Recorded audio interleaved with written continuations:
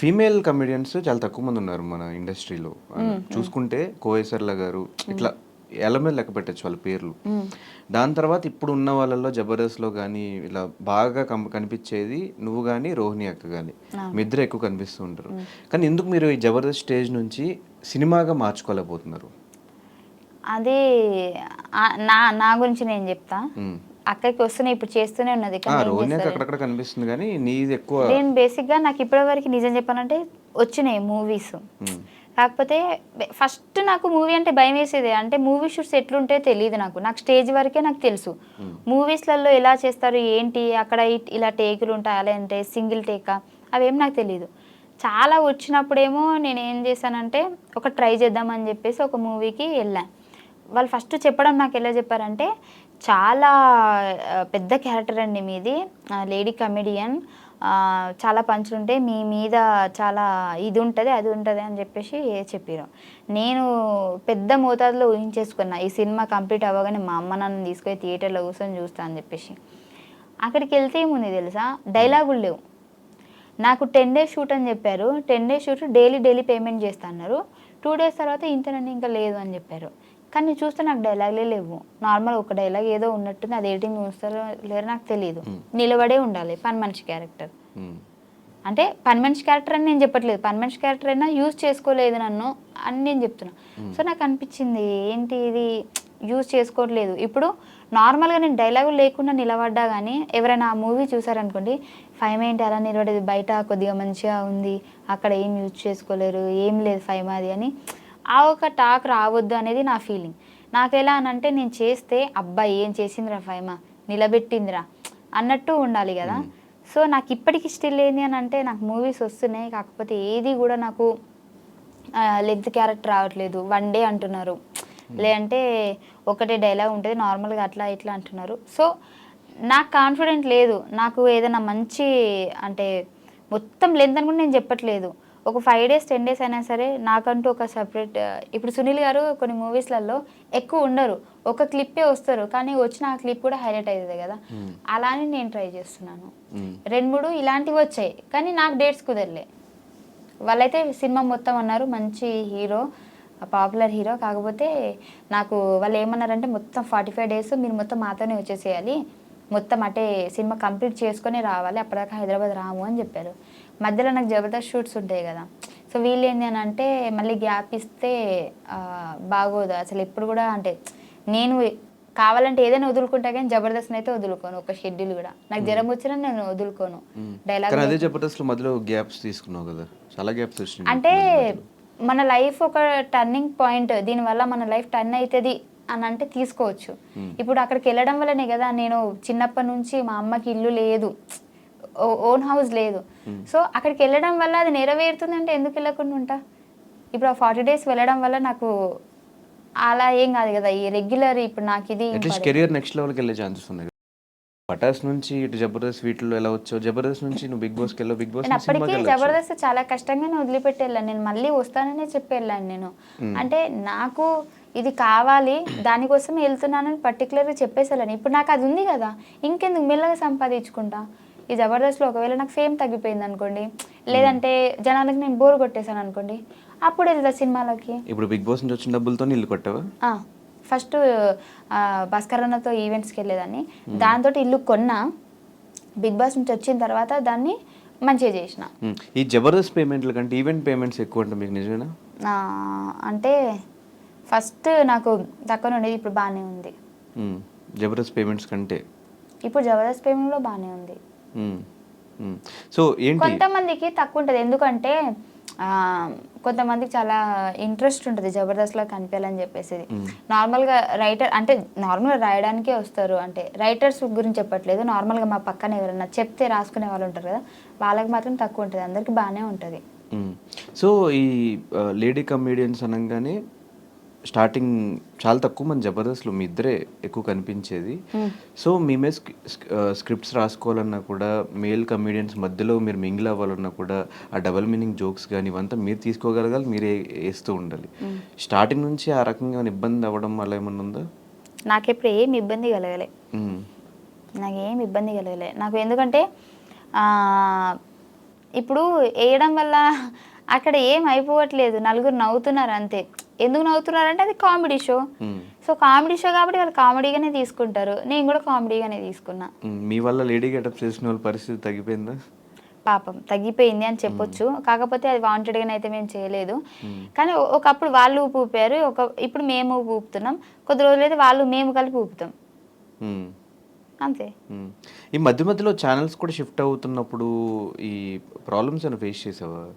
నాకేం star problem మా 2, ETV 2, మళ్ళీ స్టార్ మా తర్వాత జీ తెలుగు మధ్యలో నేను పుట్టడమే చాలా అదృష్టవంతురాలంట. నాకు ఎలాంటి ప్రాబ్లమ్స్ లేవు. నాకు ఈ ఛానల్స్ వాళ్ళతో కూడా ప్రాబ్లమ్స్ లేవు. వాళ్ళు మంచి అండర్స్టాండింగ్, వీళ్ళు మంచి అండర్స్టాండింగ్. ఎలా ఒప్పించు మరి బిగ్ బాస్ షోకి? అంటే బయటకు వెళ్ళాలంటే ఖచ్చితంగా ఎన్ఓసి తీసుకోవాలి, 10 lakhs పే చేయాలి అని చెప్తారు.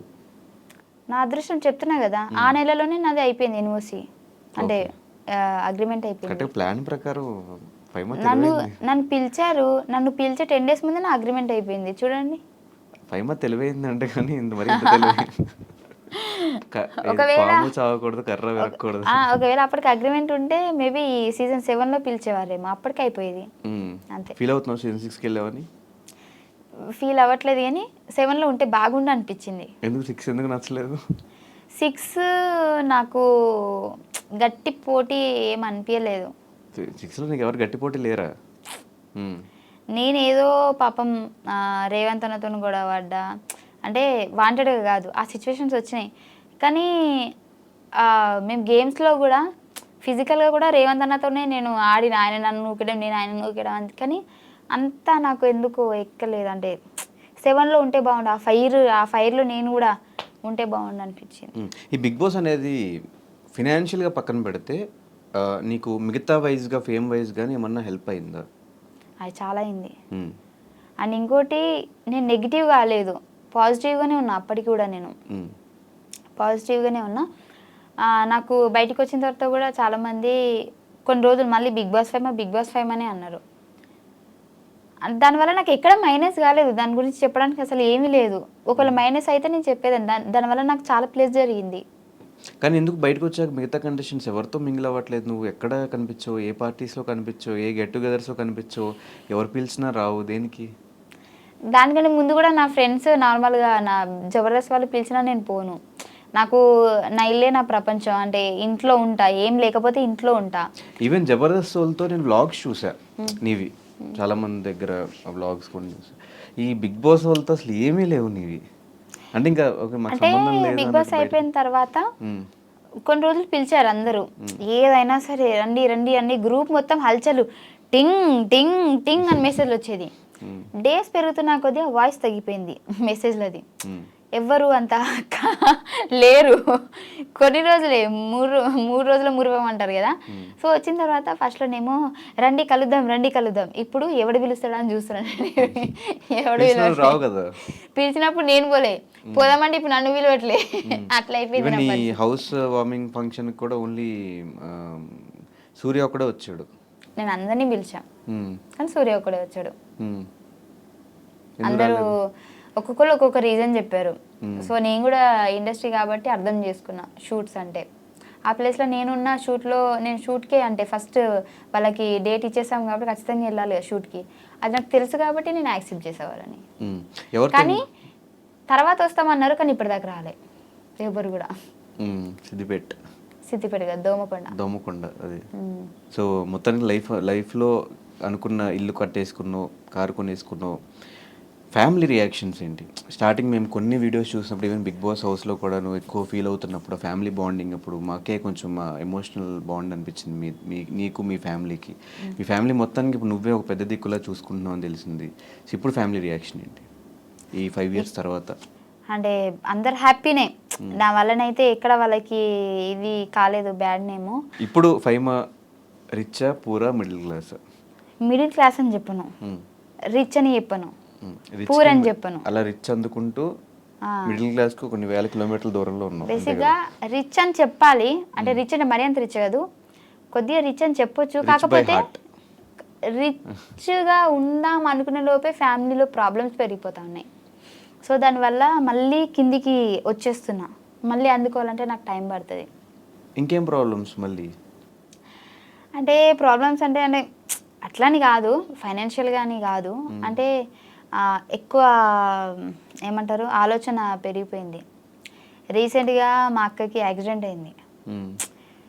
సో దానికంటే ముందు అదే అక్కకి మళ్ళీ కరెంట్ షాక్ కూడా కొట్టింది. సో 2 సార్లు ఇంకా అయిపోయింది అనే సిచ్యువేషన్ నుంచి మళ్ళీ మా అక్కని మేము మంచిగా చేసుకొని, సో దానివల్ల ఏంటి అని అంటే ఎక్కువ ఫోకస్ అంతా ఇంటి దగ్గరనే వెళ్ళిపోయింది. నేను ఏం వర్క్ చేయలేకపోతున్నా. అంటే నాకు బేసిక్గా ఫ్యామిలీ అంటే చాలా ఇష్టం. నా ఫ్యామిలీలో ఎవరికి, ఈవెన్ మా అమ్మకి జ్వరం వచ్చినా కానీ ఇంకా వెళ్ళిపోవాలి, నేను ఇక్కడ ఉండొద్దు హైదరాబాద్లో, నాకు ఇంకా వద్దు ఈ హైదరాబాద్, నేను ఫస్ట్ పోయి మా అమ్మనే చూసుకోవాలి, మా అమ్మనే ఇంపార్టెంట్ అనేంత ఇష్టం నాకు. సో ఈ మధ్య ఒక్కరు కాకపోతే ఒక్కరు ప్రాబ్లమ్స్ వస్తూనే ఉన్నాయి. నా ఫ్యామిలీ మంచిగా ఉంటే నేను మంచిగా ఉంటాను, నా ఫ్యామిలీ సఫర్ అవుతుంది కాబట్టి సో దాని నుంచి నేను బయటికి రాలేకపోతున్నా, ఇంకా ఎటు ఏం చేయలేకపోతున్నాను నేను ముందుకి. దానివల్ల కొద్దిగా ప్రాబ్లమ్స్ ఫేస్ చేస్తున్నా. సో కెరియర్ వైజ్ ఇప్పుడు ఎలా ఉంది? ఇంకా స్టిల్ అప్ అండ్ డౌన్సా లేకపోతే ఓకే సెటిల్డ్ కెరియర్ వైజ్? ఇప్పుడు అప్ అండ్ డౌన్సే ఉన్నాయి, ఇంకా చూద్దాం, పర్లేదు, టైం పడుతుంది మంచిగా అవ్వాలంటే. సో చాలా సందర్భాలు చెప్పు, బుల్లెట్ భాస్కర్ అన్న బాగా సపోర్ట్ చేశాడు జబర్దస్త్లో అని, ఒకసారి ఆయన గురించి ఏం చెప్తావు? ఆయన గురించి ఏం చెప్తా అంటే బేసిక్గా నాకు ఎవరు అన్నలు లేరు, ఎవరైనా ఉన్నారంటే భాస్కర్ అన్న అనే చెప్తా. ఎందుకంటే ఆయన సపోర్ట్ బేసిక్గా ఎంత మంచోడంటే, నాకు ఫస్ట్లో జబర్దస్త్కి వెళ్ళిన తర్వాత టీమ్స్ షిఫ్ట్ చేస్తున్నారు, అప్పటికి నేను జబర్దస్త్ ఎంట్రీ ఇవ్వలేదు, పటాస్ ఆగిపోయింది. పటాస్ ఆగిపోయిన తర్వాత నా దగ్గర అసలు డబ్బులు లేవు, ఏం లేవు. అప్పుడు ఏం చేయాలో నాకు అర్థమైతే లేదు. యూట్యూబ్ చేసినా కానీ తక్కువ రీచే నార్మల్గా వచ్చేది. ఏం చేయాలి అసలు, నాకు ఏం షోలు లేవు అనే టైంకి సార్ వాళ్ళు ఏం చేశారంటే పటాస్లో ఒక 2-3 అంటే నన్ను, పటాస్ ప్రవీణ్ని, ఇంకా ఒక 2 అట్లా జబర్దస్త్కి ఎంట్రీ అనేటప్పటికి టీమ్స్ చేంజ్ చేస్తున్నప్పుడు ఒక్కొక్కరు తీసుకోండి ఎవరైనా అవసరం ఉంటే అన్నప్పటికీ నన్ను ఎవరు తీసుకోలే, అందరూ నాకొద్దు అంటారు. ఏం చేయాలి నాకు అర్థం కాలేదు. అందరు టీంలు ఫుల్ అయిపోయినాయి. భాస్కర్ అన్న దాంట్లోనైతే ఒక 10-12 మంది ఉన్నారు. అంటే మెయిన్ ఆర్టిస్టులు కాకపోయినా ఆయన 10-12 మందికి డబ్బులు ఇచ్చుకోవాలి ఖచ్చితంగా ఉన్నారు అని అంటే. సో తన బడ్జెట్కి తనకు ఫుల్ అయిపోయింది. లాస్ట్కి నేను ఒక్కదాన్ని మిగిలితే నాకు బాధ అనిపిస్తుంది, నన్ను ఎవరు తీసుకోలేదు, ఏంది నా పరిస్థితి అన్న టైంకి 5 మంది వచ్చేసే ఇటు అని చెప్పేసి నన్ను తీసుకున్నాడు. ఆ రోజు నేను ఏమనుకున్నానంటే 12 మంది ఉన్నారు, నాకేం మిగతాడు డైలాగులు, నాకు తెలిసి బ్యాక్గ్రౌండ్ ఆర్టిస్ట్ లెక్క నిలబడాలనేమో అని అనుకున్నా. కానీ ఆయన ఒక్క ఎపిసోడ్ తోటే నెక్స్ట్ ఎపిసోడ్ నుంచి మొత్తం మళ్ళీ నేను లీడ్ అయిపోయేటట్టు అంతా, అంటే నేను తెలంగాణ స్లాంగ్ మాట్లాడతా కదా, దాన్ని బేర్ చేసుకొని ఇప్పటికీ నాకు బాగా గుర్తుంది. ఫస్ట్ రోజు నేను జబర్దస్త్ ఎక్కుతున్నా అనే టైంకి నాకు ఎంత ప్రాక్టీస్ చేయించాడంటే, నువ్వు పటాసులు ఇలా చేసేదానివి కదా, ఈ లాంగ్వేజ్ దాంట్లోంచి తీసుకో, ఇలా న్యాచురల్గా ఉండాలి, అసలు నువ్వు తిడితే కూడా అసలు తిట్టిందా అది ఏంది అని చాలాసార్లు నేను కొన్ని చెప్పేసి ఆగిపోతా కదా, అవి కూడా నార్మల్ యాక్షన్ చేసి చూపించేటాడు. నువ్వేమనాలంటే అని ఆడ ఏంది అని చెప్పేసి నేను ఇట్లా రియాక్షన్ ఇస్తా అప్పుడు అని చెప్పేసి నాకు తెలియని ఒక కొత్త యాక్టింగ్ని నేర్పించినాను అనమాట. సో అప్పటి నుంచి జనాలు కూడా అక్కడ ఏదో అంది అది ఏంటిది అని చెప్పేసి, సో అట్లా కూడా నాకు చాలా మంచిగా వచ్చింది. అట్లా నేర్పడం వల్ల నేను ఇంత ఇప్పుడు చేస్తున్నా.